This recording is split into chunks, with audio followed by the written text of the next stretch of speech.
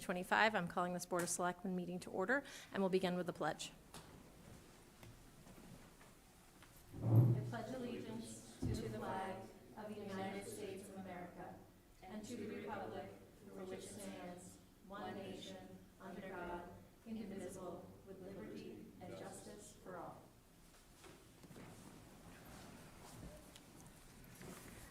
This meeting is being recorded by the local scene. Anyone intending to make an audio or video recording of this meeting should notify us at this time.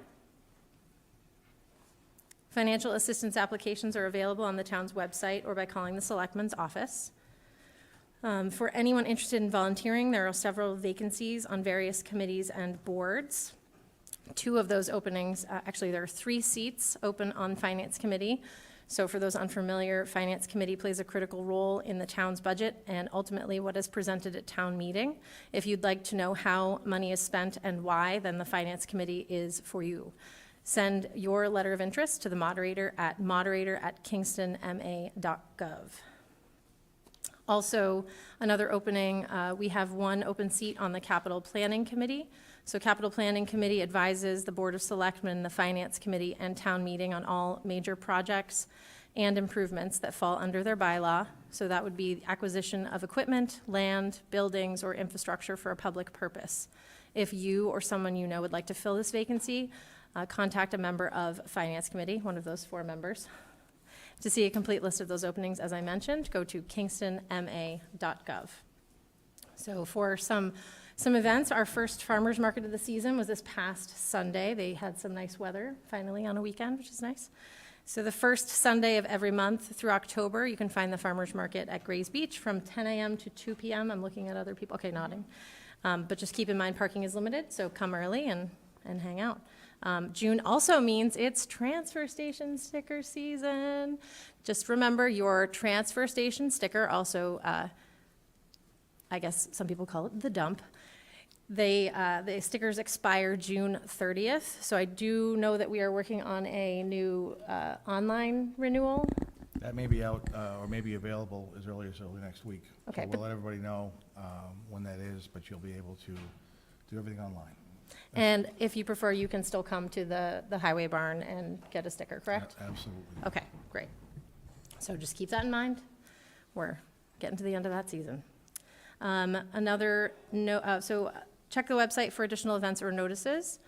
Again, kingstonma.gov. And then something else to note, new townhouse hours begin on Monday, June 30th. So the townhouse will be open Monday, Wednesday, Thursday from 8 to 5, Tuesdays 8 to 6, and closed on Fridays. So just keep that in mind if you have things going on at the townhouse. Are there any other announcements? Just to remind everyone that music nights start at Grays Beach on June 24th, which is a Tuesday night at 6 p.m. And parking is limited. Stickers are not required on special events. Great. Anybody else? Okay. So we'll start with open forum. Is there anyone here for open forum? Okay. Moving right along. So our first appointment, we have an update from our tax title custodian. Jim, do you want to speak at all? Do you want me to talk about the 700 pages of information? How do you want to start? You'll have to go up there if you want, or you can sit next to Keith. I can speak. Sit next to Keith? Do you have? Yeah. Okay, because he's got a computer he wants to have. You could sit in the middle seat if you really want, but. No.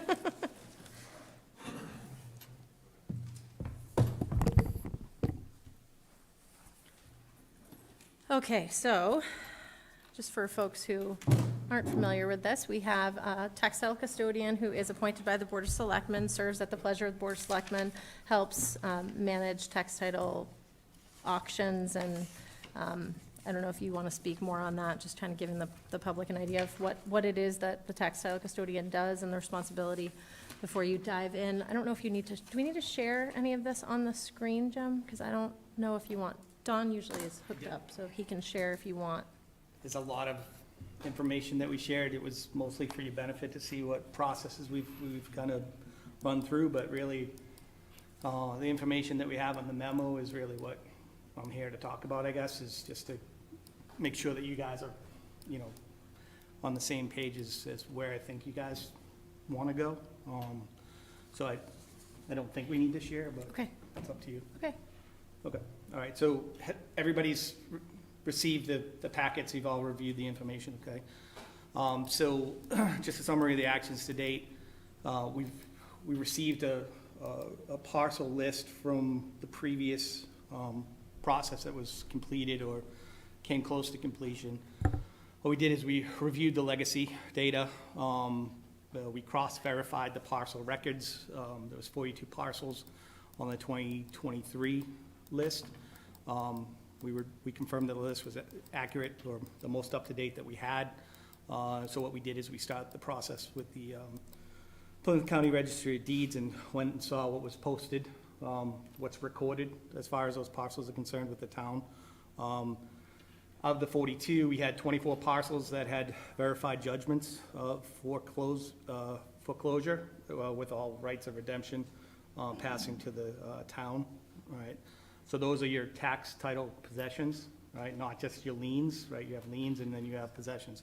So those 24 cleared, that's 57% out of all the parcels that we had on the list that are technically tax parcels where you could decide to do something with. 3 of the parcels had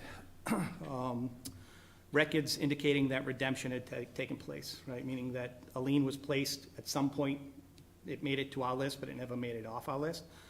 So we flagged those so that we could track down the rest of the data. 7.1% for redemption. 4.7%, 2 parcels were deeded to the town, were passed to the town through a quitclaim deed. So they're not tax possessions, they're just the town's land moving forward. And then there was 13 parcels that had recorded liens on the list, but they weren't through the judgment process. So what we were asking is that you guys kind of take that list and send it back to the treasurer. Let's close that list out and, all right, you know what you got for tax title, and you know where you need to put more work into it to move in, either into tax title or give them a chance to, you know, come up to date with what they owe the town, right? So that was a significant amount of work. During that process, we created a tracking system in Excel, right? So we have a tax title list, which is a lien, and then we have the tax possessions, the TP sheet, so that we can track each one independently as they come forward. The purpose is so that you guys can see what's out there, right? Just because you have one tax parcel today doesn't mean that you don't have things going back to the 80s as liens that you probably at some point is going to be coming into a possession. So what I'd like you to do is keep track of the fact that there's lots of parcels. Some of them are on one list and not the other. When you pull them all together, once the paperwork's done, you might be able to cobble together something that's developable, and that you can decide what you guys want to do with that. But that's the purpose of the tracking, right? Not just to say which ones we can offload or discuss about better use, but really to come up with the ability to see it all as a big picture, okay? I drafted some standing operating procedures based on what we've done and what we think we're gonna go and do moving forward. That's an attachment for your review. It's intended to be a living document. It's not intended to be perfect now. It's just kind of summarizing what we did, I think that you guys are gonna want out of your tax title moving forward. That was one of the things that we talked about when I came in last summer, was that if we get a system in place, it'll be a little bit more manageable. You know, going back, whatever, 30 years, it doesn't look like we've done much as far as moving parcels, and if you want a procedure, it was something that I said that I'd work on for you, okay? So that's there. As we move forward, we'll add to it. We can change things, but it's the best that I could do for you right now, okay? We put together, based on all the parcels on the short list, meaning lien list and the parcel list, we put together a lot of data, just so that we could kind of get to a point where we'd have a pretty good snapshot of what that parcel represents, meaning, is it potentially buildable? Is it near sewer? Is it near water? Is it fully wet? Is there a stream? There's some things that affect the ability to build.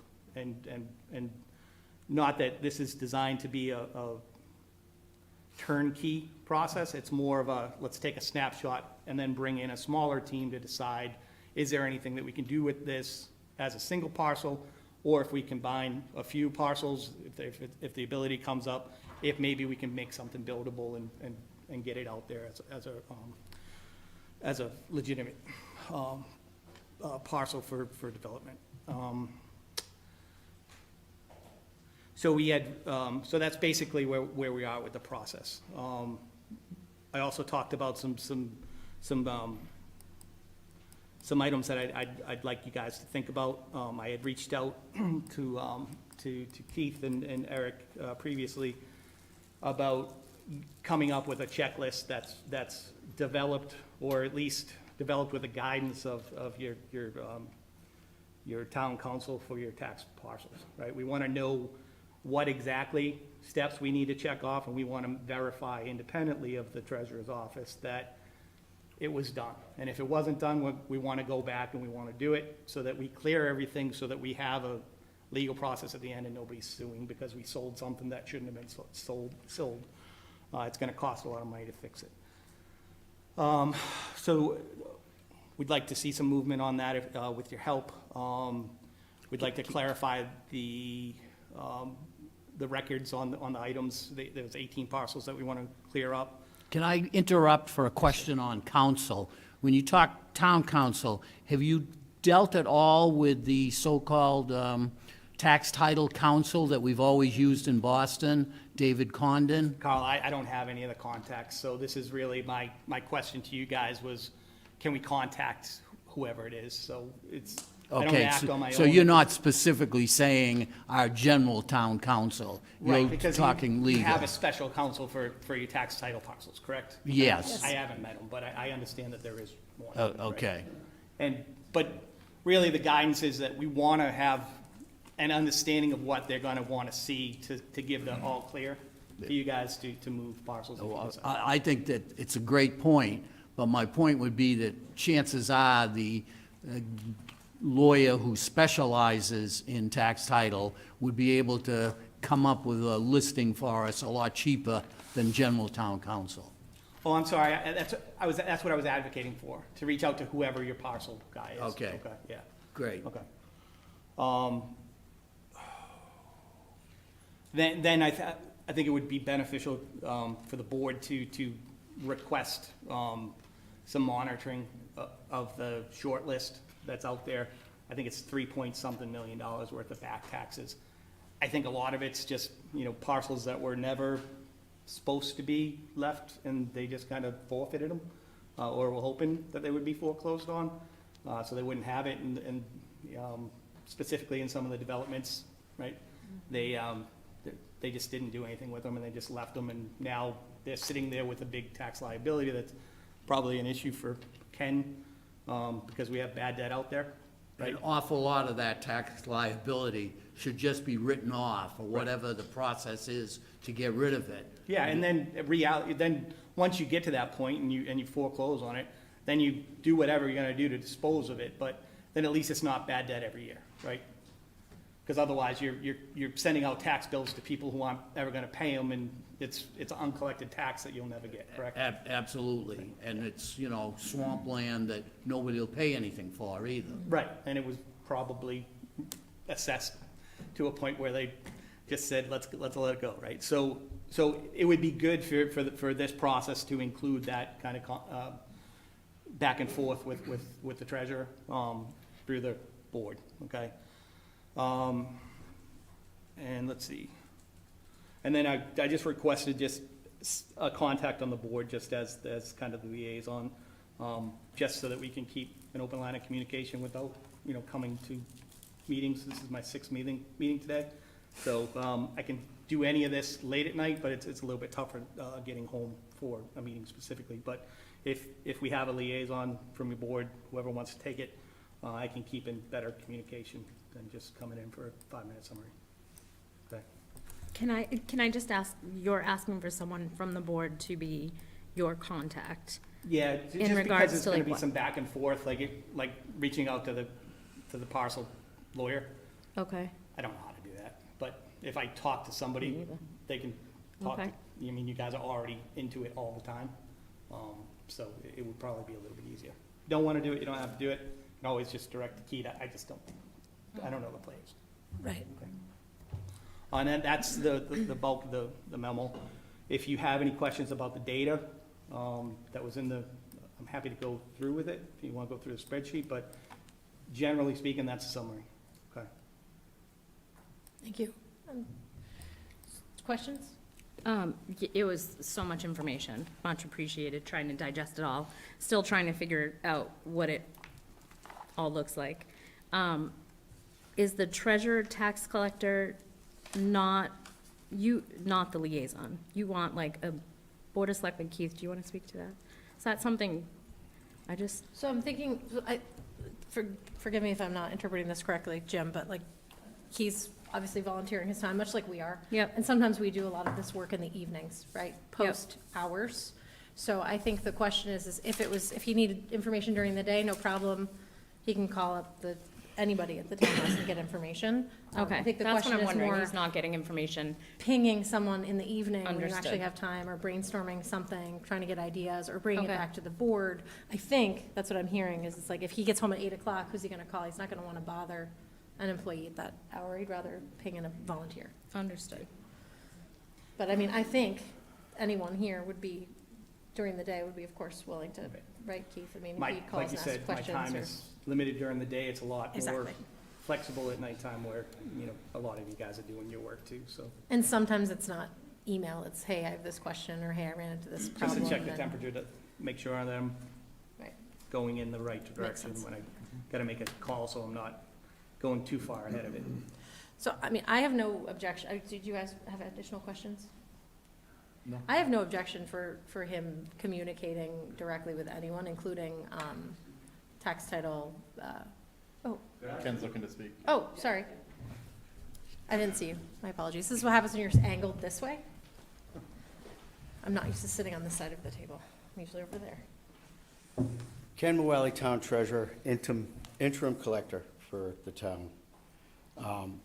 Although I appreciate everything that Jim is doing, I'd just respectfully request that we go after this list first.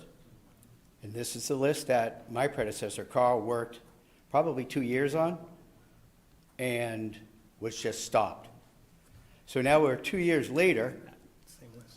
okay? We're 2 years later and still nothing's happened with this. Isn't that So the same before list we- that we're talking about now, though? The one where there's 3 parcels that are already gone, and there's 18 that. That's this Right. list that Mr. Pike brought to you folks 2 years ago or 3 years ago now to auction. I'd like to see you folks manage this first. Get this off the books. This is the receivable we need to clear up. This receivable has been sitting there since Carl started. It's a long time to have $670,000 on the books that's not doing anything that we could have gotten money for. So let's clear this receivable up first, and then we'll go after this receivable. Because I'm going to tell you, this tax title attorney is not on retainer.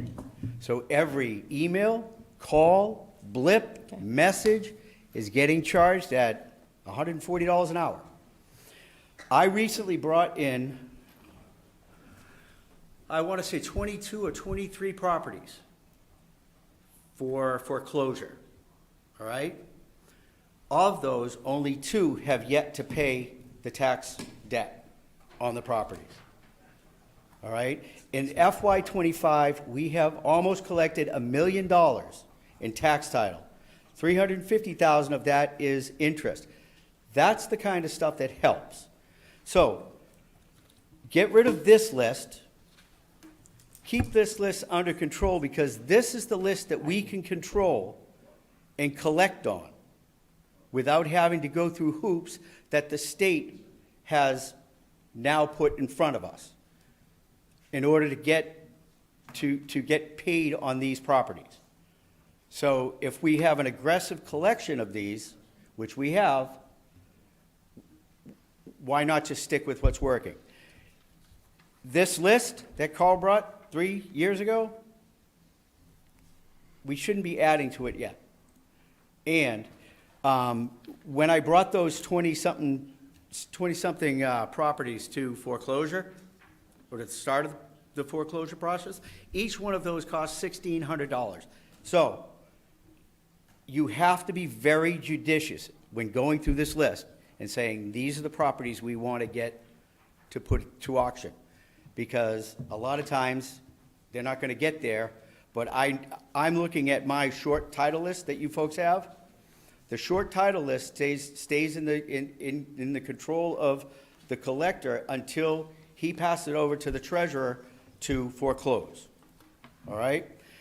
And it costs a lot of money to foreclose. If this is the action that the Board of Selectmen want to take, then your tax title line item for the treasurer will be somewhere around $150,000 to $180,000 in 2 years. So it's not like we have an attorney that's on retainer that we can call 2 times, 3 times a day. We don't. So it's a very judicious decision-making process. And the ones the properties that are on the short title, I can say I'm very comfortable with 95% of them I've touched and seen, and I know. There are a few that need to be transferred over to possession, which are quite obvious parcels that the town will keep regardless. So I just, before we have someone outside of this building calling our attorneys, I think we really need to understand what we want to be the end result. Because that end result might cost you a lot more than you think you're getting back. If anybody have questions about that process, I'm happy to answer them. Well, I think we need to go back a little bit, which was the prior board, when Mr. Pike was the treasurer, had objected to an auction. I was not someone who voted in that direction. I voted in favor of having an auction. I was in the minority, okay, at the time. I think what was made clear to me at that time was that there were some disagreements, let's say, to the process of how people were communicated with. There wasn't enough information. I don't know if that's actually true at this point, but at that point, that was the objection, was that people didn't know enough about the properties that would potentially be going to auction. I'm not saying we wouldn't have ended up with the same list. Again, I voted in favor of having an auction. When we asked Jim to become the tax title custodian, we said, we need a clearer, defined process for how we look at this, how we loop people in, so there's no question as to what was done. So that, I think, is what we have here in the process, albeit it is very detailed, maybe more than I was expecting, but it is a very clear process. So that part he did do, which I think we were asking for. Whether we like it the way it's written, that's a different discussion. The lists, the short title versus I don't know enough about If I could, that to be Yeah. able to speak to it. Yes, please. the lists that he's talking about are exactly what I have there, and then that's where the percentage that we have that doesn't line up with the Plymouth County Registry of Deeds records Right. is problematic, because that's the list we started with. So I guess that's my first question is, how do we get that list so that it's actually ready for auction? Because there are, what did you say? There's 57.1% that we definitely are good to go and move forward with. That I Of could the see list. judgments in Registry of Deeds. Right. So the question is how do we tick and tie the others? Where does that end? Like, where do we go from here for those? And I don't know if that's a question for treasurer collector, if that's a question for Jim as the tax title custodian. I don't know the answer. Yeah, if I could, I think the first thing is $600,000, we have 3.2 on the lien list, right? So the collection effort's great. We want people coming up to date with it. That's Ken's job, right?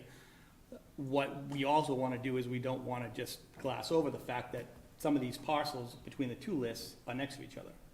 And you guys could very well be missing out on the value of that if we just move forward with tunnel vision. I see. So that the recommendation was, let's look at this list. Let's look at the length of time on some of these. We're not talking about something from last year, the year before that. we're talking some of these are back to 1980, 1982 on the short list that haven't been foreclosed. So, you know, if we're gonna run a process, let's run a good process. It's gonna get you the best outcome for the people, not just move forward with just something that was done, because we've already demonstrated that we only have 57% of that list that has the records posted that we feel is there. Now, just to speak to what Ken was saying, I'm not advocating to reach out to your tax title, haven't. The question was, let's reach out and receive from them a deliverable, which is a list that we can document between Ken's office and here, so that we can check that off ourselves, not to go out and nickel and dime ourselves on 3 different questions for each parcel. It's, Right. give us this list, we'll document it. If it's deficient, we'll identify the deficiencies and we'll bring it back for curing. But you want to move forward cured, not with best intentions.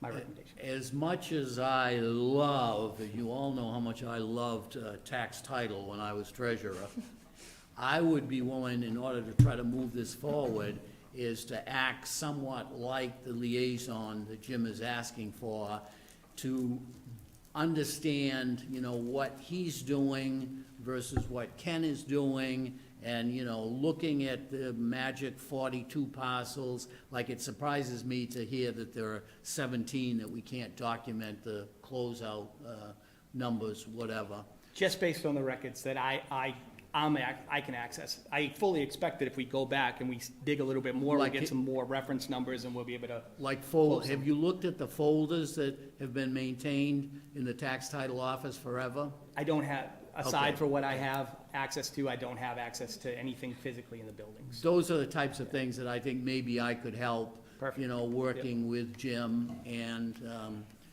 our illustrious treasurer collector here.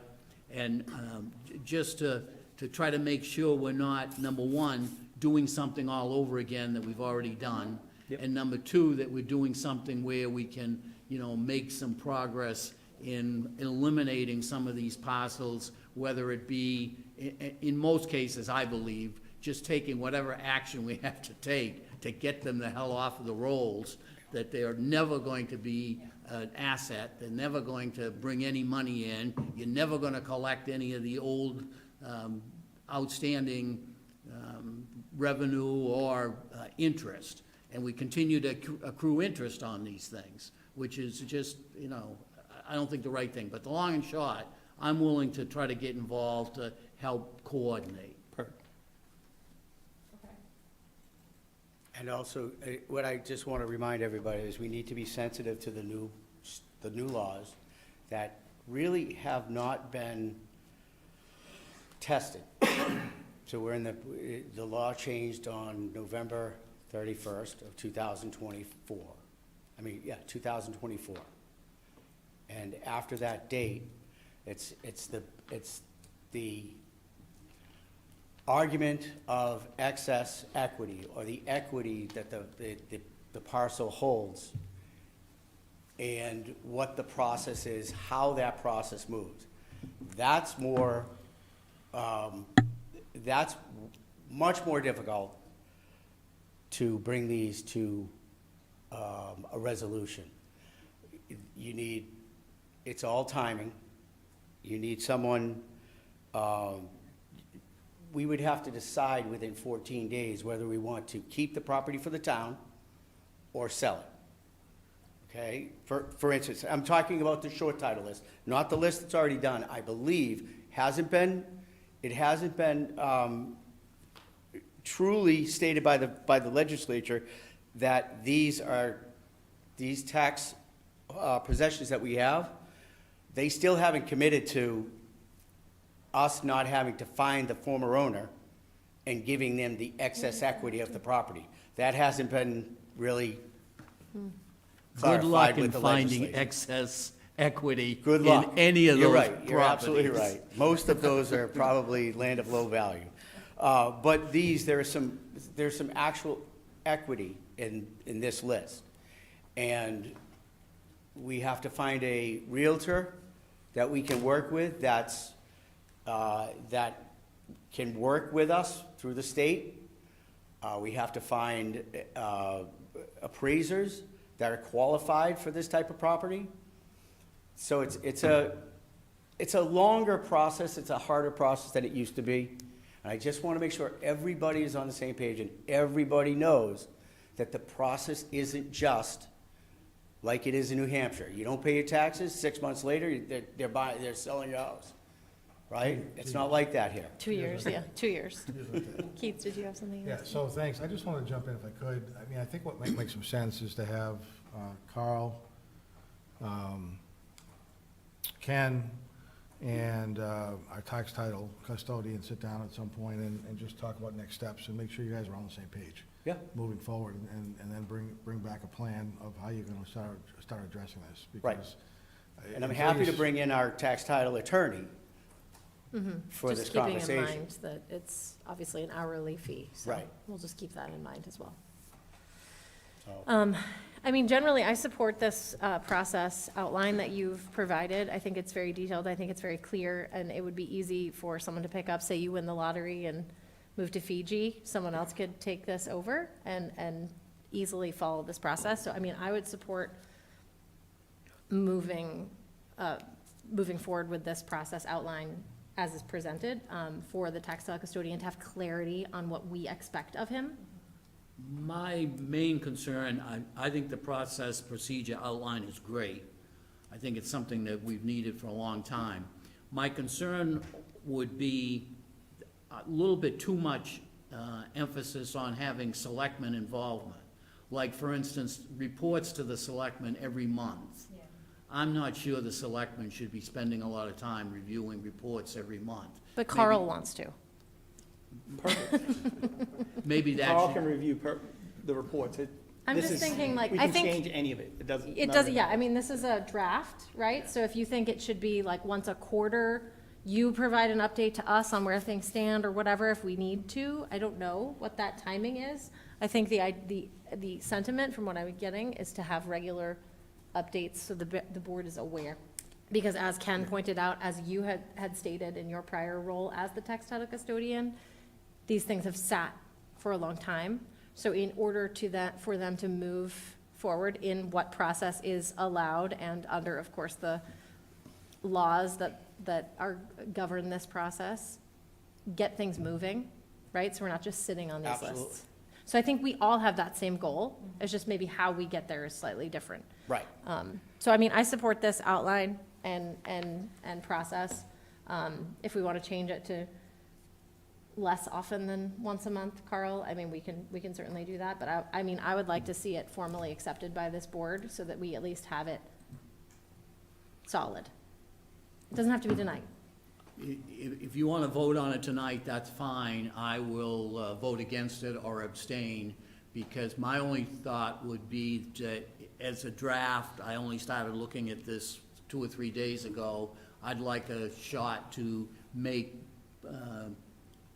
potential changes, or Right. to put changes on the floor to be looked at. Okay, then let's put it to May I- another, can we put it on Just another? to his point, Mayor? All right, so the last page, Carl, closing statement, is this process document outline is intended to serve as a living document and shall be updated as necessary to reflect the changes in law, town policy, or the needs of Kingston community. Any modifications shall be reviewed and approved by the Board of Selectmen. So I left you guys just the blanket ability to, And that's why I'm saying Yeah. I'd like Let's approve it 2 next weeks meeting. at least to do that. Yeah, so we obviously didn't get the materials until Friday, and so it's new to all of us, so maybe, I mean, I think you sent it before that, a nice, long packet in a folder that, yeah. with all those pages. But can we put this on I'm not in charge of agendas, but can we put this on a future agenda Whichever agenda you'd like. I mean, Eric sets the agenda, but this is just my request to put it on an agenda, I guess. So Carl, is 2 weeks sufficient, or would you want to push it for a month? 2 weeks is fine with me. So we'll put it on the June 17th agenda. Great, thank I'll you. ask the chair to put it on the June 17th. And I would hope it's the type of thing on the agenda, or when it actually comes to do it, that we have 1, 2, 3, 4 pages of edits, and we discuss them for 10 minutes, and we say yes or no, and we approve it. You just make whatever motion you want, Carl. Can I Someone will just- second it. And again, not to push, but if the three of you guys can sit down before the 17th Or by phone, or whatever works for somehow. you, Jim. Zoom meetings, Zoom's whatever. good.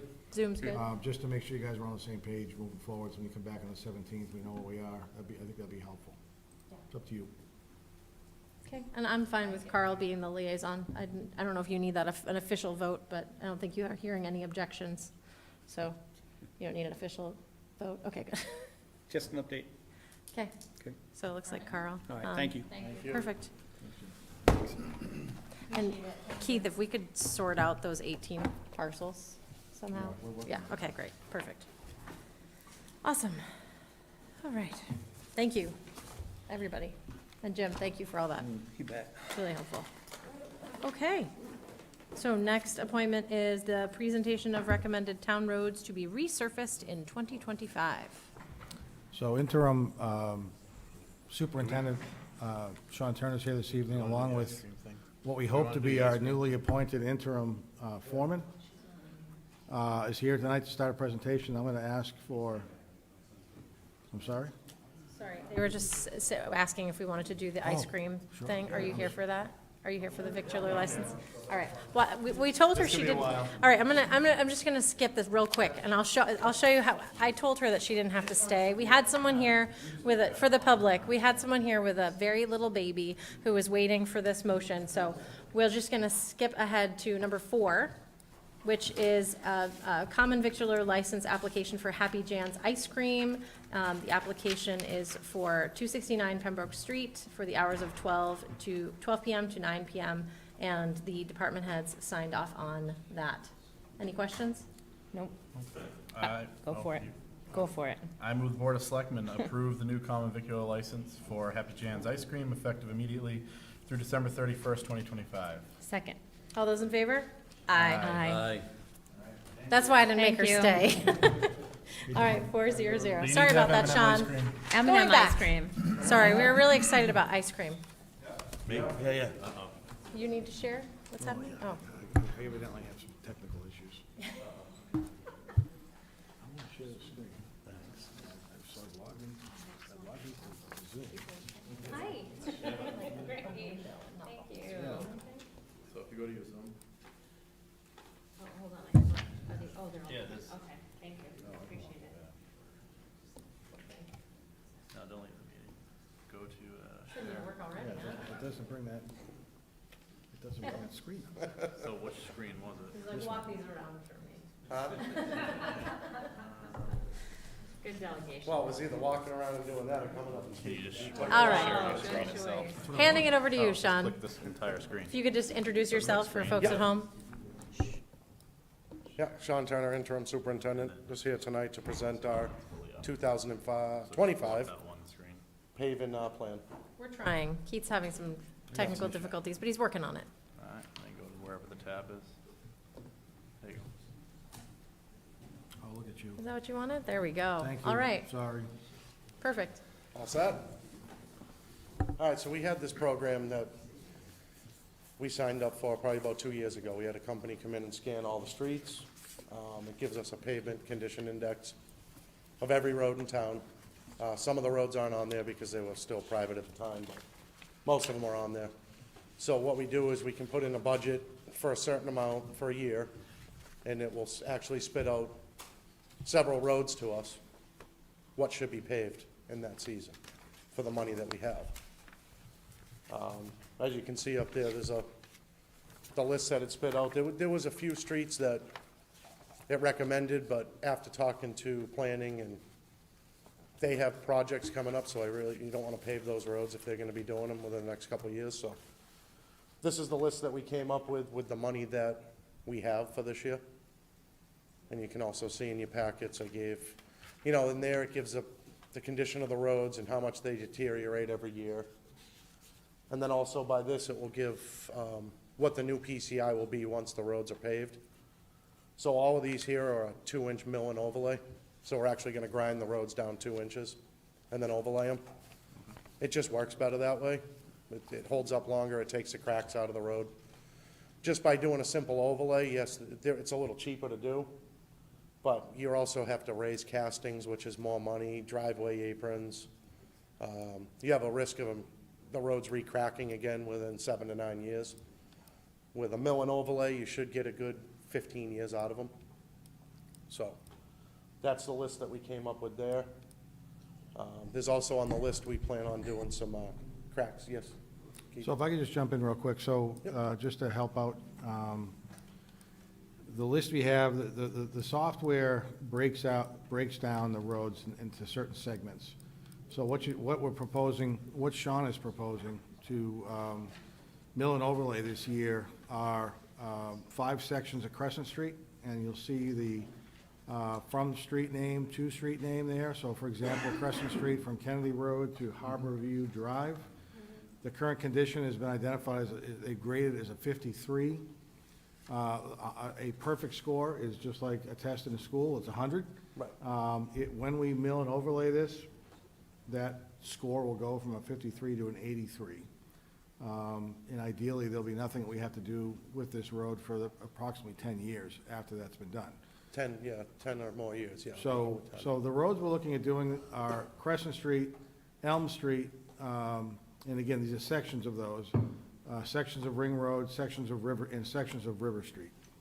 And again, we'll have this information posted. It's posted in the agenda information now. It'll be posted on our website tomorrow. The column to the right or between the two PCI indexes is the estimated cost for those sections of roads to be milled and overlaid. So for the milling and overlaying piece, it's $700,000. Yes. Yeah, it's about, so what we'll have is, so overall, we have 814 in the Chapter 90. So right now, we have 171. We're waiting on Keith and I received a letter from Mass DOT. So we will be getting another 642,759 to add to that 171 we have existing from last year. So by adding that all together, we're able to get all these roads paved. The only one I don't have on here, because Keith had put out a bid for us, is we're gonna try to do parting ways as well. But we put out a bid for that because we're gonna try a different process on that, which it's called the hot in place asphalt. They come in with several trucks, they recycle the asphalt that's there, they heat it up, they grind it, use the same asphalt, re-level it. And so we're gonna try that process. A couple other towns have done it, and it's probably about a third of the cost of a mill and overlay. So we're gonna try that on Parting Ways Road. I just didn't put that on the list yet, because we're still waiting. The bid opening's not till, what was that, Keith? Next week, I believe. Next week, until we open the bid. Does that process still have the same length of life expectancy? Yes, it does. Yeah, it's about 10 to 15 years. Yep. I would assume the material cost is just lower because you're reusing material. Right, yeah. Makes sense. And we lucked out this year because we re-signed with the contract at the current rates of where we're at for asphalt. Now, next year, when we send out a bid, it could go up, what did you come up with, Adam? It was 10 to 20% higher than what it is now. So we're trying to utilize, like I was discussing with Keith, sometimes you like to leave a little buffer in the Chapter 90, maybe about 200,000. But this year, if we get everything done that we wanted to, we're gonna be left with about $32,000 to carry into next year. But I'm trying to utilize that money at the price we have now, because once it goes up 10 to 20%, we Right. won't get half the roads done that we need to get done. Makes sense. So, and with this program too, I was discussing with Keith, it's something that we could discuss further. So they have a budget plan in there. We could set anything. We could set like a 5-year plan. You know, maybe if we wanted to do a bond at some point, $5 million over how many years, and then it will spit out all the roads and the repairs that it can do. So, there's a lot you can do with this program. How often do you scan the road? Does it get scanned again after a certain period of time, or is this just the current scan as of last year? I think they kind of recommended, every 3 years. Okay. They put a deterioration curve to it Okay, every 2 years, but then after the 3rd year, they recommend getting scanned again. okay, But some of the roads in this system right now that were private or accepted now should be scanned. So I'm gonna reach out to them and see what the cost is and see if they can come back next spring and scan all the roads that weren't accepted that are now. And then maybe they can go over some of the roads too that I think the curve might have not have given a good representation. So I'll reach out to them in the spring and see, but it's usually every like 3 or 4 years. Okay. They like to come back in and scan them. Part of the, if I could, part of the reason, at least for me anyways, and I think for Sean, we wanted to rely on this software, at least as an initial starting point, to identify the roads that we want to improve over the next year. It doesn't take into consideration who lives where, what the situations are. So again, Sean put in an estimate of, say, $800,000 to mill and overlay. It provided us a list of roads that total that amount of money.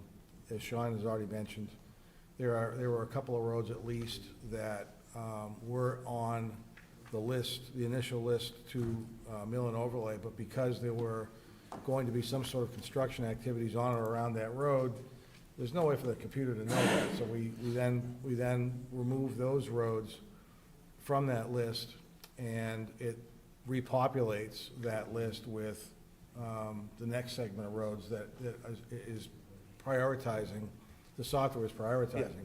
So that's the list you have in front of you tonight for roads. Sean wanted to bring this forward, not just as a list, but also in the software to give the board a little bit of an idea of how we came up with the roads we came up with, why we're coming up with the roads we're coming up with, and as Sean mentioned, one of the things that we're gonna be working on over the next few months is to try to put together a more long-term plan to better identify the needs to keep the roads at a certain condition level. I don't Yeah. have the exact number in front of me, but when you look at this, it's about so, and again, nobody's doing this, so I don't wanna scare anybody or have the board or the public expect that anything like this is gonna come forward. But to have these roads get to a certain PCI level, the cost to do that is just over $20 million Yeah, and you could actually, in today's dollars, if you could get to the, can you get back out to the front screen of that, Keith? perhaps. Adam? Can you walk up? I'll only get up once a meeting though. Don's not getting up again, he says. Oh, look at that. Yeah, so if you close out of that, Close out of that. Thank you. Oh. I'm phoning a friend. What do you want to go, Sean, to the main? yeah, just the main page so I can show them the total cost and what our PCI level's at now.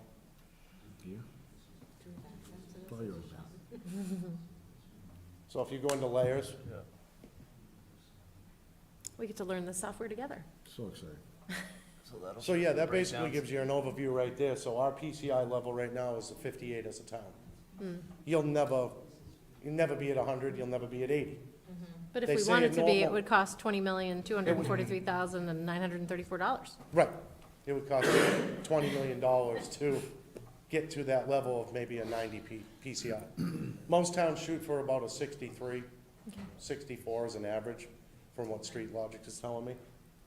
So what we do this year will bring us up close to a 60, but as you know, next year, if we don't get the money, every year you're just gonna keep falling behind. I don't think you'll really ever catch up.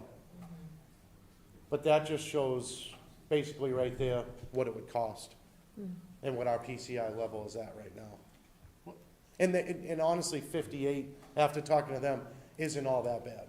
Some of the towns they're working with are down in the 20s, 30s, and they're looking at, almost 40, 50 million just to catch up.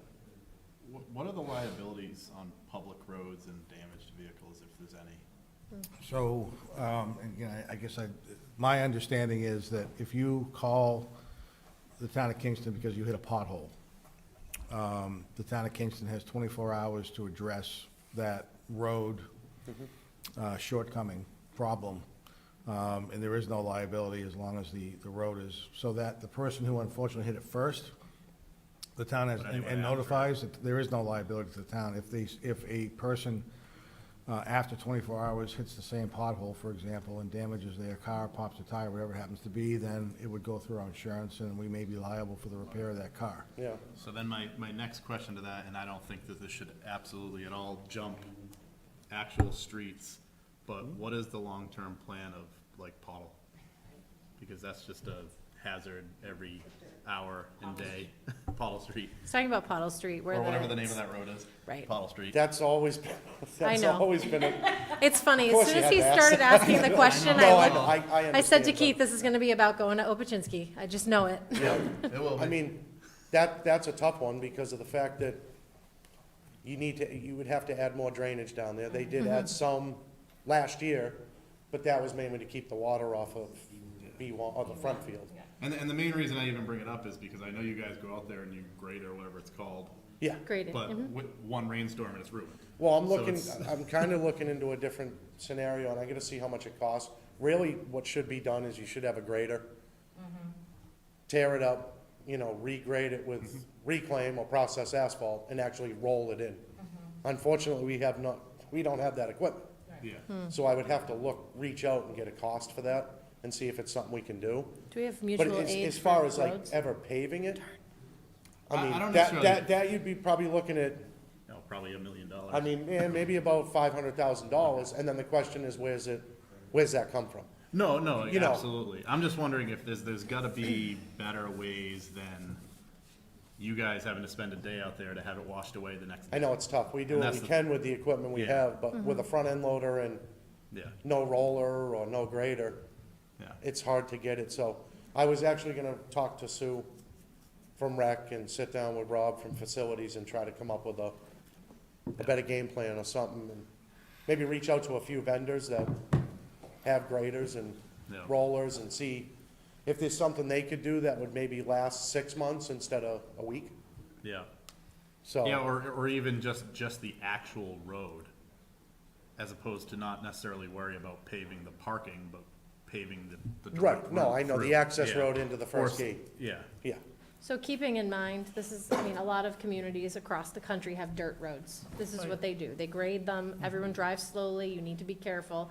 And as soon as you pave that road, people are gonna speed through there, and the first complaint you're gonna get is my kid almost got hit by a car who was Oh. speeding through the, Well, in to a the lot of fields. towns- So, I Like think the, Plymouth, they have miles and miles of dirt roads.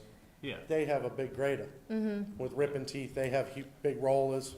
sure, They, Yeah. We but don't with the have amount all of dirt that roads many. that we have, right. yeah, the a difference four though hundred thousand is, dollar grader a lot of is in dirt the budget. roads have probably the same amount of traffic in a year as that does in a month. That's the problem. That's probably true.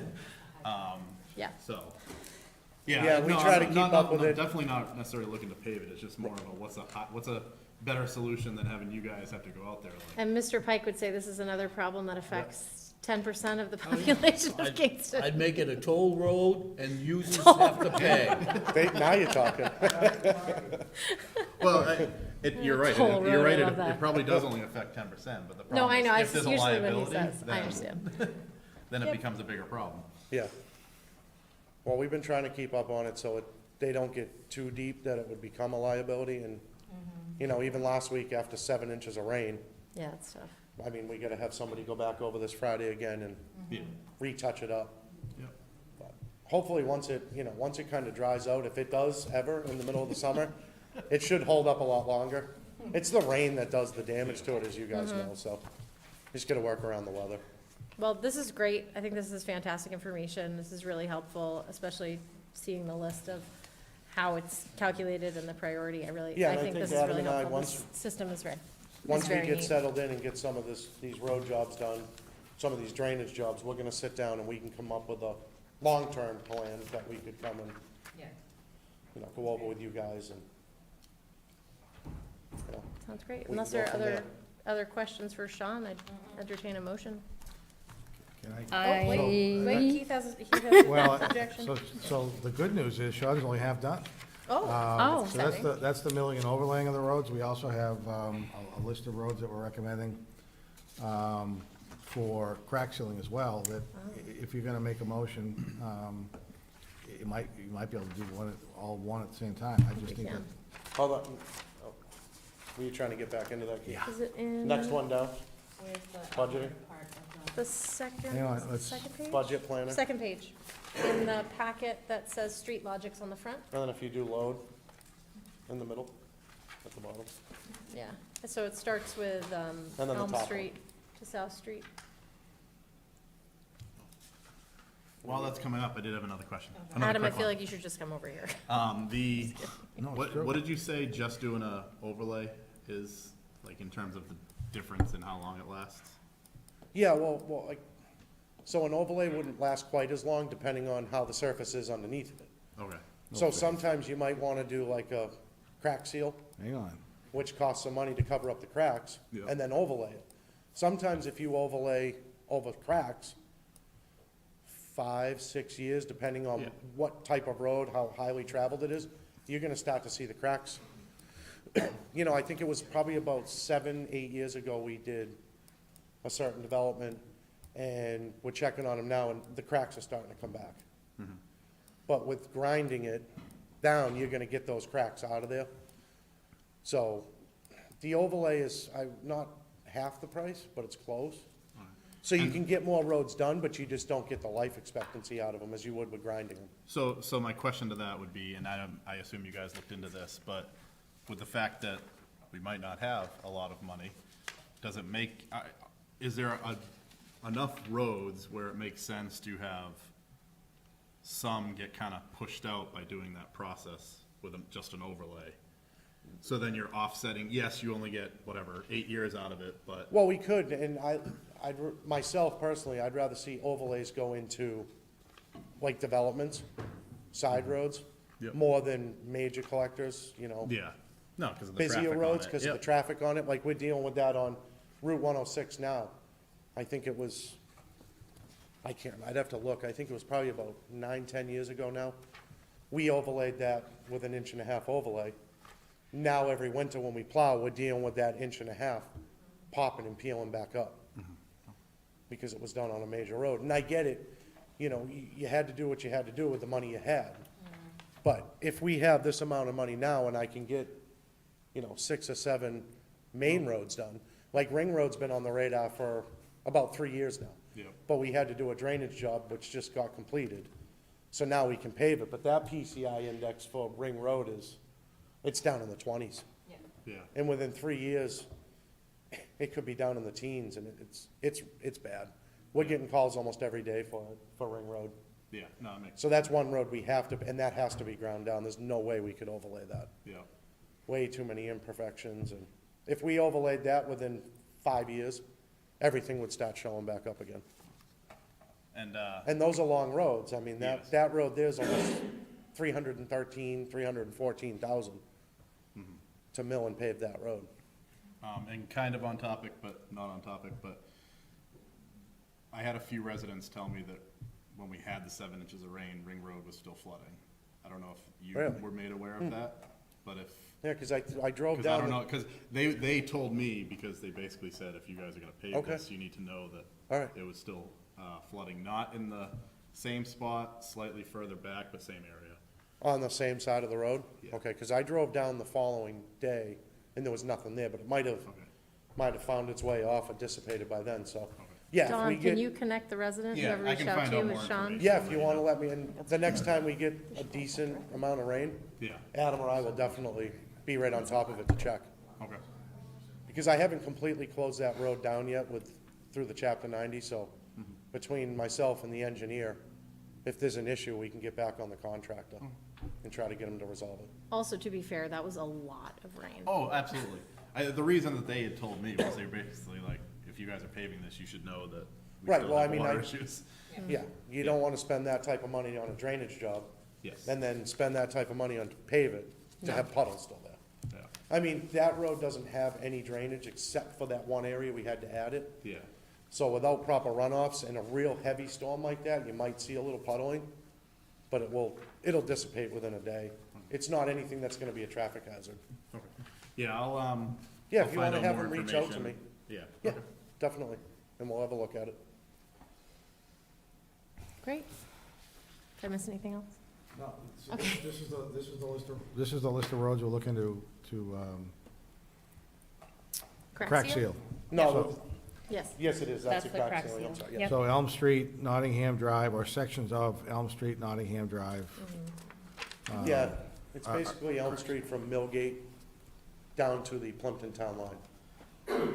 There's a lot of cracks showing there, and if we wanted to pave it within the next year or so, it's good to cover up those cracks.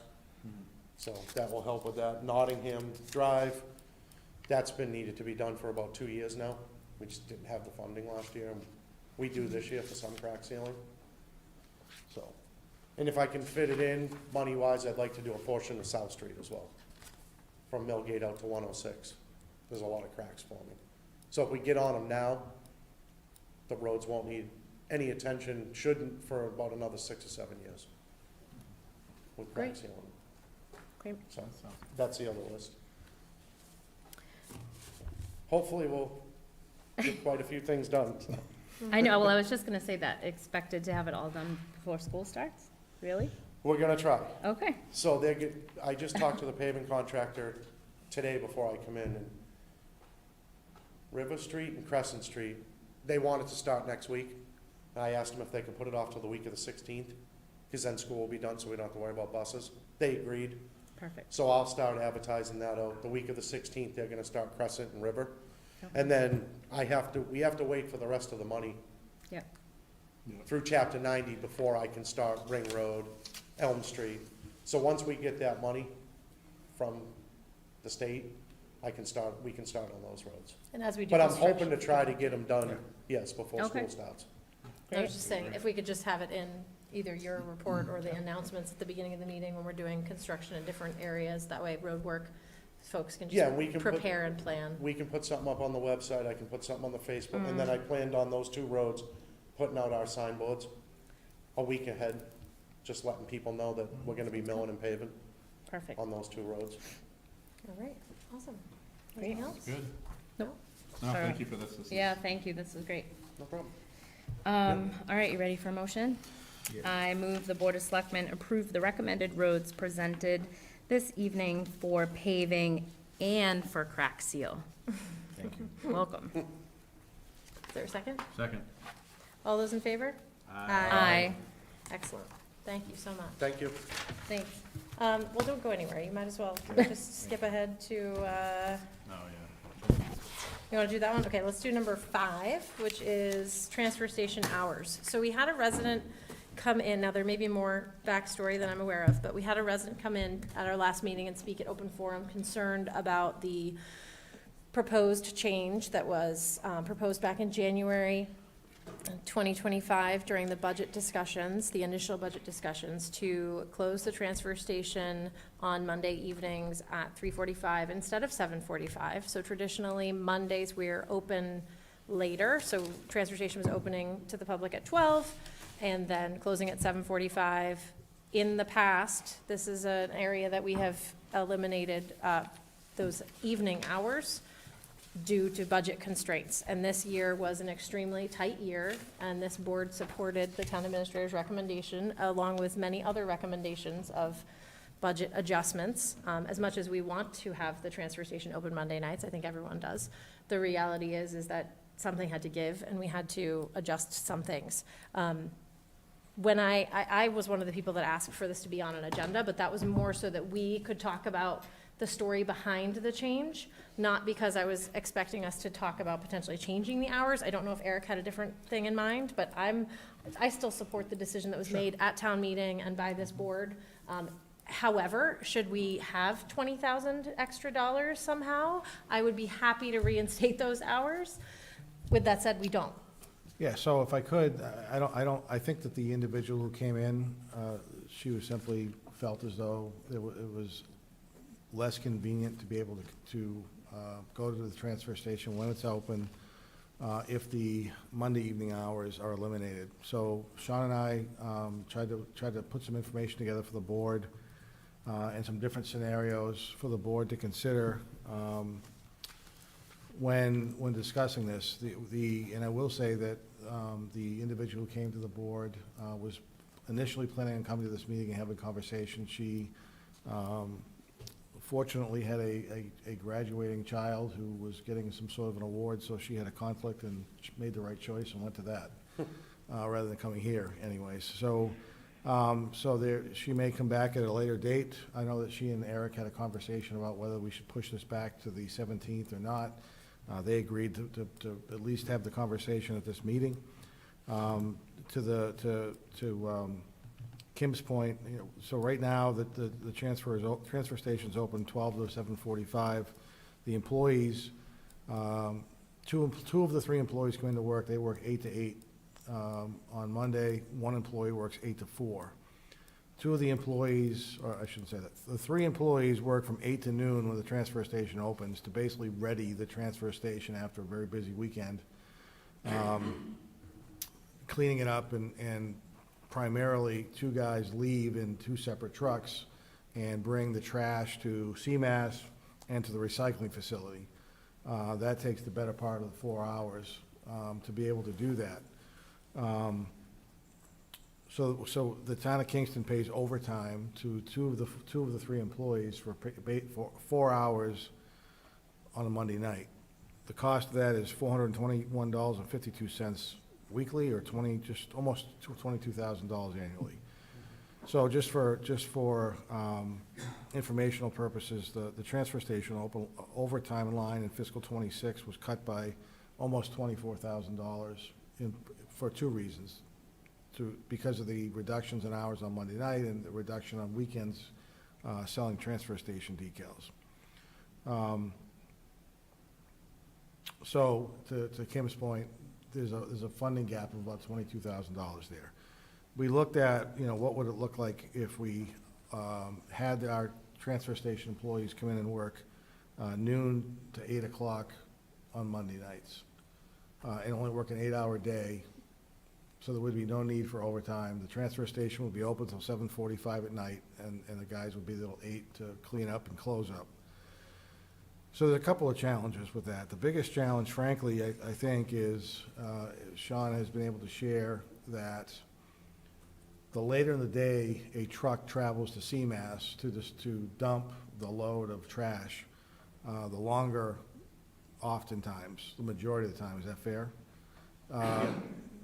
The trip takes, because there is now a line at CMAS waiting from other haulers to dump their trash.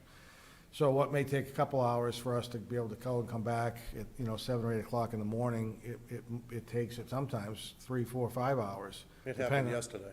Yeah. It happened yesterday. So he was supposed to do 2 loads on a Monday. He usually can get it in with trash. But he sat in line for 4.5 hours yesterday at CMAS. Nothing you can do.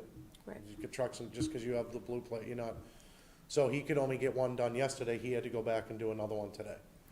But to that point, some of the residents think we're just adjusting the hour. It's more complicated than just adjusting the Yeah, and hours, that's what because there are other things that happen in the morning. Exactly, Yes. and while we could still do, the preparatory work and cleanup from noon to 2, the challenge we're gonna have is we're gonna run into longer trip times getting to CMAS and back, which happens now, very honestly, occasionally.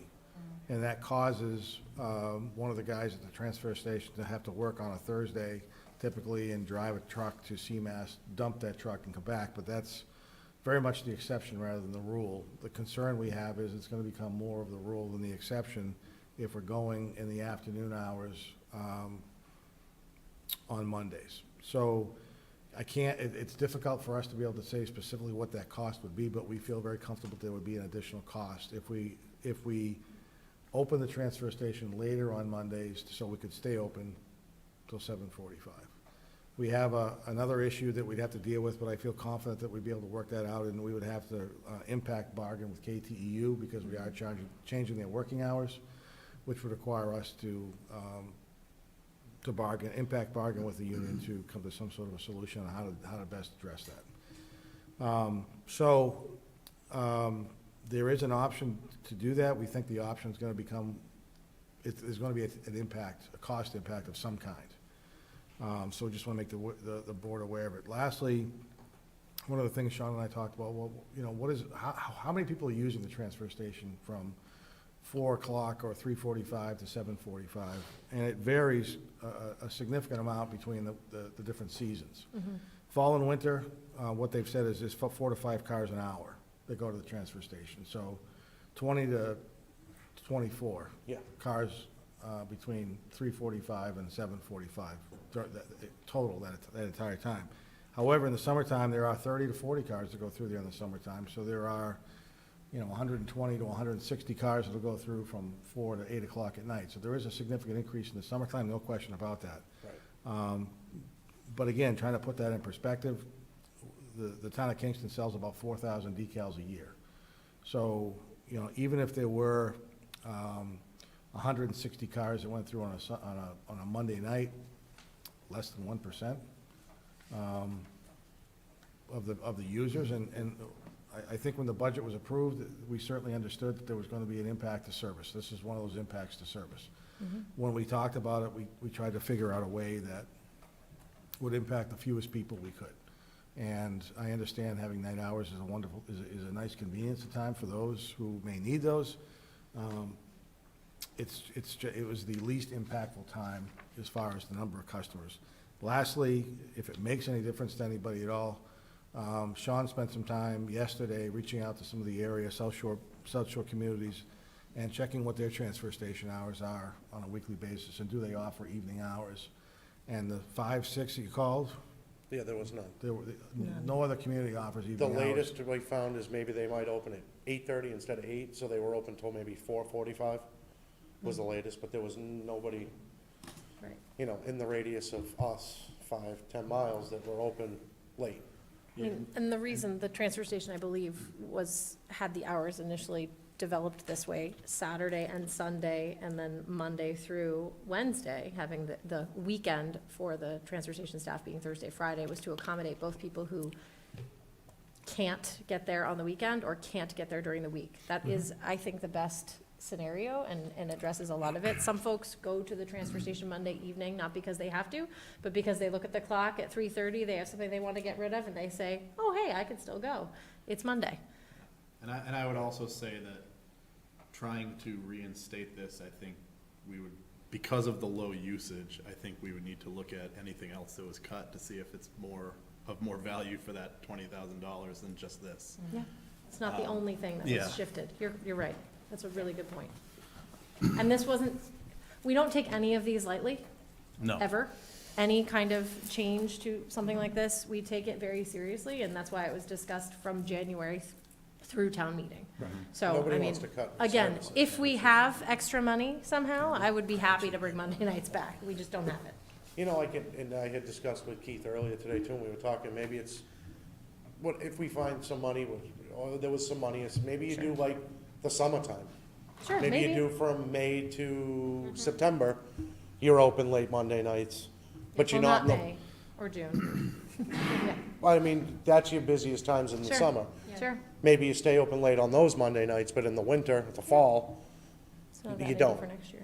but it's still gonna require, even if it was 21,000, so now you're doing it half, that you're still trying to find 12,000. So So- I don't support changing anything. I don't think we need a motion. I think the hours they were approved and accepted as is, unless you feel like you need a motion. I mean, we made this decision back in January and stuck Yeah. with it. Yeah, I think it was talked Yeah. about multiple times, and it was even It's voted an- on at yeah. town meeting. Right. It's our budget and it's an impact to service, so I think we Right. already discussed it. We don't need a motion to I it, we don't, just keep I it. don't think so unless Keith feels like he wants it. As long as there's consensus from at least 3 of you that you don't want to change the hours, and I think that there's no need for a motion. Okay. No. Yeah. Thank you for all that extra, though. Yes, Appreciate it. thank you. Thank you. And then do we want to jump to your other item as well? You have one more. What page am I on You're in here? full display tonight. Number 8. Yeah, you just stay right there. We should have got you a stool. Can we talk all about right. pottle some more? Just kidding. So in additional items. There's a smell right now. Number 8, we have appointment of streets, trees, and parks interim foreman. Do you want to talk about this, or? I It's mean, just, I can- thank can you. I read just this. want to thank you guys for allowing somebody to step up to give me a hand. So, It as a was- reminder, we it was a approved lot. temporary staffing with streets, trees, and parks. So as was discussed earlier, Sean is our interim superintendent.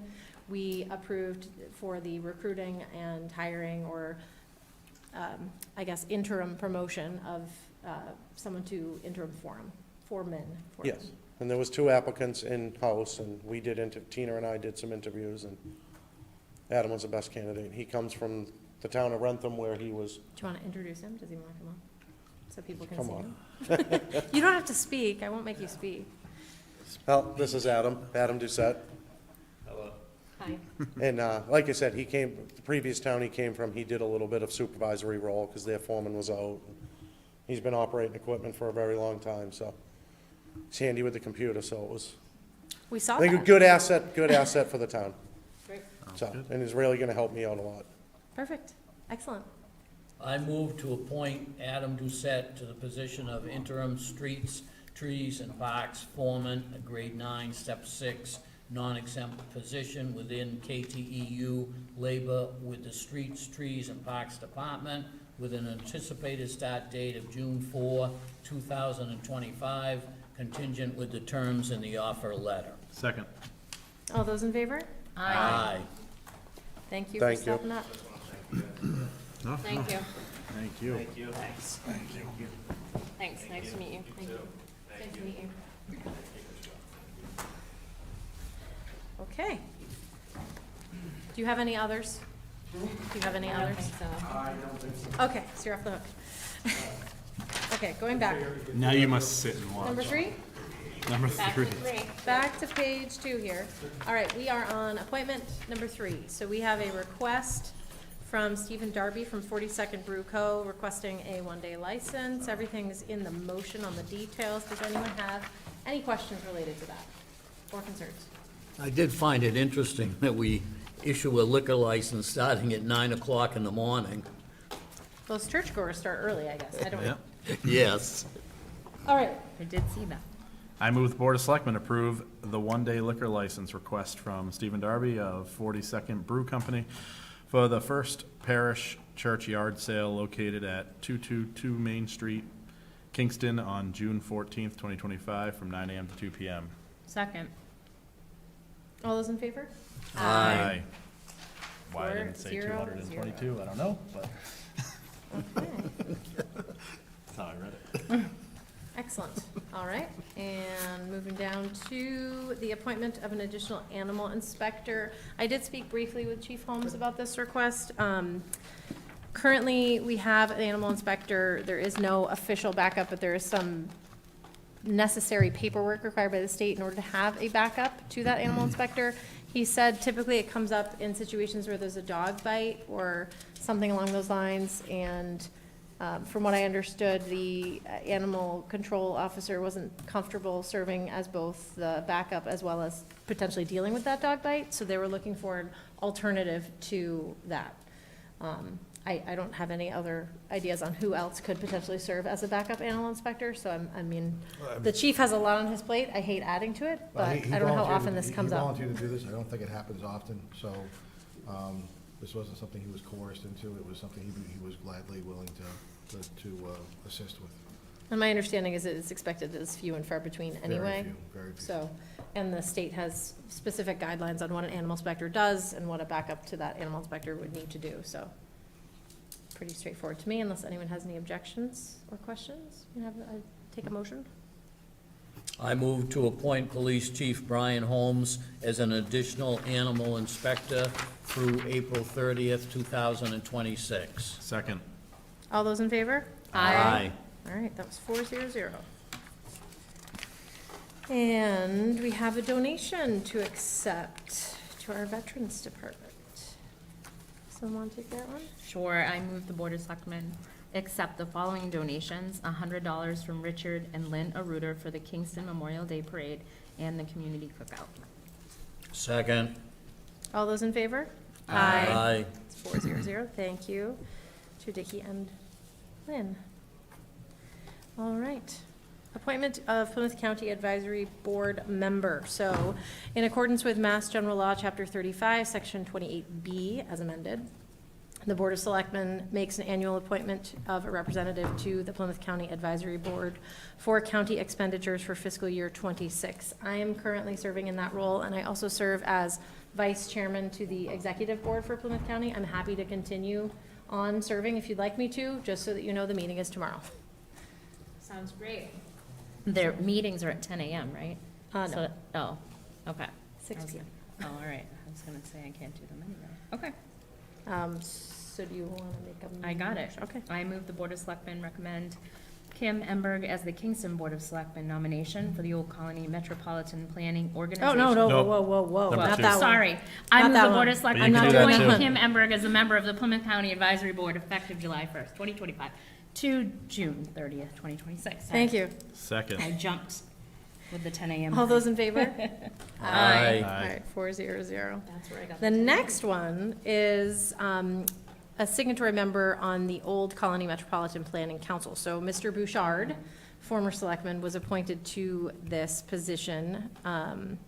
So we need to appoint someone, and just as a reminder, Old Colony Planning Council, we need a member of the Board of Selectmen to serve, and that's from communities with populations less than 15,000. And let's see, you would be serving as the remainder of Mr. Bouchard's term. So that person is charged with making and prioritizing transportation policy and funding decisions. It is a mechanism from which federal transportation funds are allocated throughout the region, and they are held virtually at 10 a.m. the third Tuesday of every month. And the meetings happen January to June, and then other meetings as needed. I can't do those. Anybody? Carl likes Zoom, right? Unfortunately, I can't do the 10 a.m.s. Sorry. Don? I'm happy to try, but 10 a.m. is a tough time for me, because I On work Tuesdays. 9 to 5. Yeah, I think most of the board does, but, I mean, Eric's not here. Should we make Eric do it? Sounds good. I move the Board of Selectmen recommend Eric Crone. No, that's not nice. That's not nice. Well, is Tuesday at 10 a.m. a time that you could think you could do, or do we know how long these meetings are? It's all, Do you want to try it? I would have to just preface that work comes before that, so Yeah. I can do it, but if I have meetings, I Do you can't. know how many people are on there, off chance? No, okay. And other I would suggest that there's nobody here that is gonna do it, that they need to go back to one of the other towns. Right? Because it's calls for a member from a town of under 15,000, and they list in the policy about 8 towns. So it's not only, doesn't have to be a All member right, I'll from just do it. Kingston. Just sign me up. I'll do it. Just sign me up. I'll do it. advantageous for I'll you just to do it. It's fine. See, I was making that motion ahead of that. Can we I'll make do a it. recommendation for 2, so there's like a backup? It's fine. I'll figure it out. Can Good. you do 2 backup? I mean, I don't know. I mean, yeah, that's. I don't know how it works. It's fine. It does specifically say that they can send a backup. Oh, Backup? well then, Okay. I'll do it as long as I have a backup. Oh, 'cause it's okay. just- So do we want to appoint you and then Yeah, me as backup? That's fine. Sure. Yeah. Okay. All right, I move the Board of Selectmen recommends Don Algamright as the official and Kim Emberg as the backup as the Kingston Board of Selectmen members in nomination for the Old Colony Metropolitan Planning Organization effective immediately to October 31st of 2026. Second? All those in favor? Aye. Okay. All right, so we have an appointment to actually 2 appointments to the COA Advisory Board, one for a member and one for an associate member. There were no objections from the COA Advisory Board on those appointments. So unless someone has an objection to those or any questions, I would entertain a motion on both. I move the Board of Selectmen appoint Deborah Bruno to the position of COA Advisory Board Associate Member effective immediately, expiring on June 30th, 2026. Second? All those in favor? Aye. Okay, 400. And the next one is, I move the Board of Selectmen appoint Gail D. Tomaseo to the position of Council on Aging Advisory Board effective July 1st, 2025 through June 30th, 2028. Second? All those in favor? Aye. Perfect, and thank you both for volunteering. That is one board that we never have a lack of volunteers. I know. So great. Yeah. All right.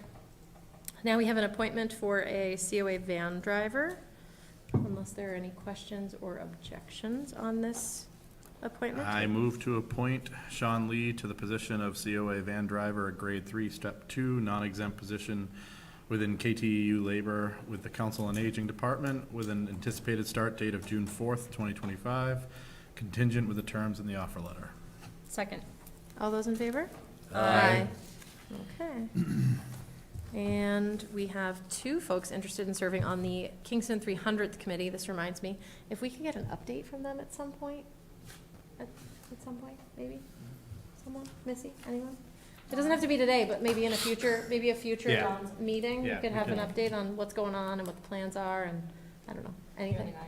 Yeah. That'd be we great. can do that. I know we can watch all your meetings. I'm just saying it would be nice to have No, yeah, an that's fine. update in one of these meetings. I move the Board of Selectmen appoint Paula Berry and Michael Lenatra to the Kingston 300th Committee effective immediately through the duration of the project. Second. All those in favor? Aye. All right, 400. And we have a request from our harbor master to deem some property as surplus. Any I move questions? the Board of Selectmen declare the 6 floats used at the town dock surplus and approve of their disposal. Second. All those in favor? Aye. 400. And on to our standing topic of establishing the Department of Public Works. I don't have any updates on this item. I was going to bring some questions for us to kind of bat around, but without a full board, it kind of doesn't make sense to talk through them. I know they had talked previously about, joining water and sewer or these other potential alternatives, and I think we should at least talk about some of them, but we don't have to do that without Eric here. He's our DPW kind of liaison, so we can, Yep. unless you guys object, we can just skip. If I No, could- what I An would- update? Oh, you- Just to remind everybody, there is a public hearing Yeah. scheduled for the 17th for anybody who wants to come in and voice their opinion on what's being proposed. Next Tuesday. Good place to ask questions. Yeah. Okay, good reminder. But also, thank you. any questions you have on this board too, we should probably send them to Eric. Yeah. Well before then. Sure, I mean, we brought some of them up last time, but I do Yeah. think it's good to have it in this forum as well, just to keep talking about everything. Okay, and related to DPW, is there any way to expedite the new well process? So we talked about that during the department meeting today, and I think the water department is trying to move that along as best they can. Chris still felt as though the warrant article for the funding of the construction of the well will be next spring. They won't be ready to have something in front of town meeting for the fall 2025 town meeting, unfortunately. But I know, working with members of the sewer commission, they have moved the anticipated online date forward a bit, but it's still longer than we wish it was, certainly. Okay, well, if there's anything that this board can do to support expediting that process, I think are all on the same page there. Yep. Okay, let's see, minutes.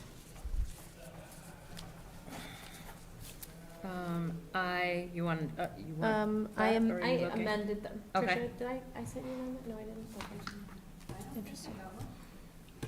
There was one thing that I think we should either finish the sentence or delete the sentence in its entirety. Maybe I never sent it.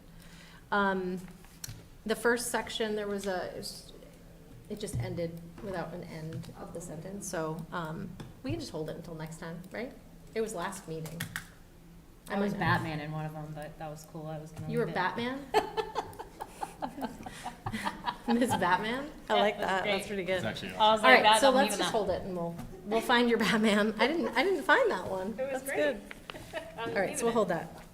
If you want, I think I know what you're talking about, because I had the same Did you comment. find it? Okay. Under appointments, reorganization of the board, Mr. Crone stated that he would like to continue, and Mr. Alcombright and Ms. Bateman felt Ms. Bateman. Emberg asked if anyone. Asked if anyone. We can I think we can just ask the Miss Emberg asked if anyone, and then we're probably good. Okay. If we eliminate that and then we change wherever Batman is to Bateman, No, I like it. that I we think can leave approve it. them as amended, right? Perfect. Yes. All right, so let's make the motion if you can. I move the Board of Selectmen approve the open session meeting minutes of May 20th, 2025 as amended. Second. All those in favor? Aye. Excellent. Even better. Thanks, Carl. Over to you. Thank you.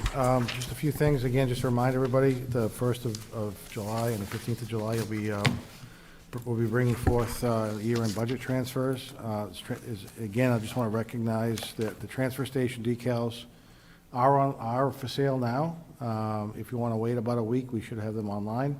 We're finalizing the payment piece, the back-end piece that residents won't be a part of.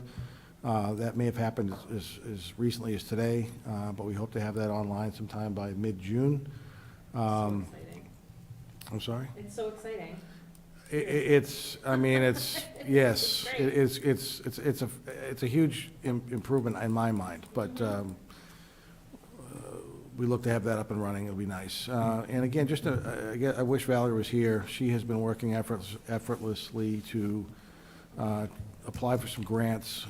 We look very positive in getting a remediation and monitoring grant for the contamination of the former fire station on Maple Street.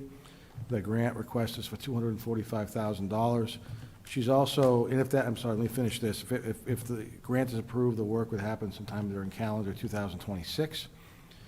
Also, as the board is aware, she has been working on grants with Mass DOT in the town of Duxbury for exit 20 improvements all the way down to the intersections in front of the Big Y Plaza.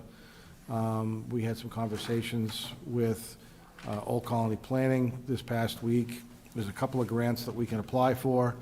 Those grants can be used to offset any local contributions, so there may not be any contribution by the towns of Duxbury or Kingston for some of those improvements. The improvements are about 25% designed. When they get a little bit further, will be required and would want to bring forward a public hearing in front of the Board of Selectmen to share the improvements. They are talking about roundabouts around exit 20, the on-ramps and off-ramps, just to give people a little flavor of what they're talking about and what's being proposed.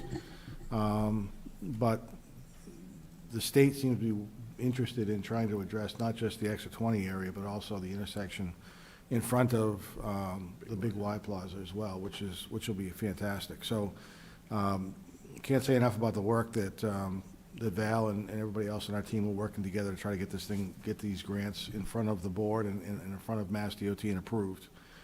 Good news, we have a new firefighter paramedic, Ryan Pitsley, has been hired, and he'll be effective July 1st. Unfortunately, our teen and emerging technology librarian, Catherine Dwyer, has submitted her resignation effective August 1st. There will be an agenda item on your 17th agenda for the board for the fire chief to present a promotion and some new firefighters who have been recently hired in the Kingston Fire Department, so expect that. I want to thank everybody who volunteered and participated in the Memorial Day Parade. The parade was fantastic. The organization of it was great. The cookout in the back went well. I think everybody had a good time. The weather was fabulous, so really nice event. Nice to have that Veterans Memorial out front of the townhouse and really take advantage of that. It was really pretty. Again, the Kingston Sewer Commission is having a public hearing tomorrow night, Thursday night, the 5th of June at 6:30 in this room 200 to discuss modifying the existing sewer rates. I have not seen what they're recommending at this point. They have not shared that with staff yet, so I'm not sure what that's going to be, but there will be increases, I expect. It's 6:30, right? 6:30, Okay. Yes, I'm sorry, did I say 5:30? No, I don't know what time you said. I just was trying to remember 6:30, yeah, myself. Okay, 6:30 Thursday, so it'll be live. It'll also be, you can also attend in person. And I mentioned it already, but just to remind everybody again, there is a public hearing on the 17th for the discussion on the Public Works Department. We've uploaded on our website, on the front page of our website, the PowerPoint presentation that Chairman Crone had presented at town meeting. I thought there was another piece of information. I'm having a brain cramp. But as information becomes available, questions are asked and answered, we'll update that website as appropriate to make sure everybody has up-to-date information on the proposal and is as well informed as they can be. Thank you. Any questions for Keith? No? One thing I forgot to mention too, Nick Durbus's last day, I believe, is tomorrow. So I just wanted to thank him for his service to the town. Yeah, Nick is going to become the Assistant Treasurer Collector for the City of Somerville, so. You announced that, I think, 2 yeah, weeks ago, 2 but I weeks just ago. noticed that Yeah, it's no, we tomorrow. had a so- going away party for him today, a little cake. Nice. you know, it's nice to see him come in 3 years ago. He's still young, but he was younger then. Everybody's young to me now at this point. But anyways, he has been an unsung hero in this building. He works his rear end off. He's done an amazing job, and nobody deserves the opportunity he's getting. I reached out to the treasurer collector of the city of Somerville yesterday to let her know what an impressive young man they're getting, because he deserves that heads up to his new boss, and I just wanted to let her know how good of an employee they're getting, and she was thrilled to hear that. So, gonna miss him. It provides a huge void to us. We're advertising currently, so if anybody's interested, we have an ad on our website. We would love anybody who's interested in getting involved to apply. We hope to That's fill an it soon. assistant treasurer collector, or is it both? Okay. I Or is it believe assistant so. treasurer? I couldn't recall.